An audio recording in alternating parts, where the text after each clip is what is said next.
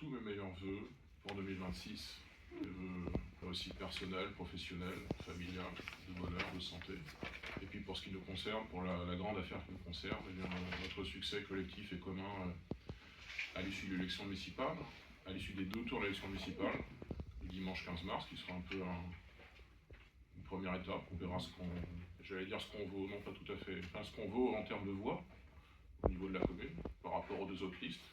Et puis aussi le 22 mars, parce que je pense qu'entre le 15 et 22 mars, il peut se passer des choses. J'ose espérer que sur les 3 listes, qui seront, je ne doute pas, qualifiées au 2e tour, participeront au 2e tour, qu'il n'y aura pas de désistement d'une liste pour en faire passer une autre, et que ça va se passer à la fois démocratiquement et loyalement. C'est-à-dire que chacun va pouvoir exprimer son opinion. Je pense que l'opinion qu'on veut exprimer par rapport aux Dongeoises et aux Dongeois, elle a sa légitimité propre, que la liste du maire a aussi sa légitimité, que la liste des gauches a sa légitimité, et qu'il faut trancher souverainement, sans trop se laisser piégé par les étiquettes politiques, même si on est fier de notre appartenance. On vise d'abord l'intérêt général, je veux dire. Et donc il faut qu'au soir du 22 mars, les Dongeoises et les Dongeois puissent trancher en tranquillité.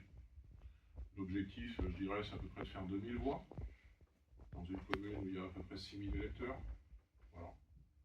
Mais vous savez qu'il y a l'abstention, donc il n'y aura pas 6000 votants. Hélas d'ailleurs. Il y aura entre 3000 et 3500 votants, probablement.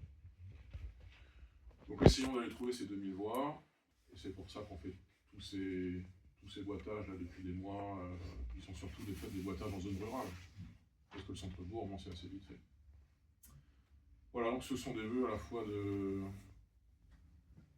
bonheur personnel, de réussite personnelle, professionnelle que je nous souhaite, et puis un peu plus collectivement, de réussite sur le plan militant, sur le plan politique.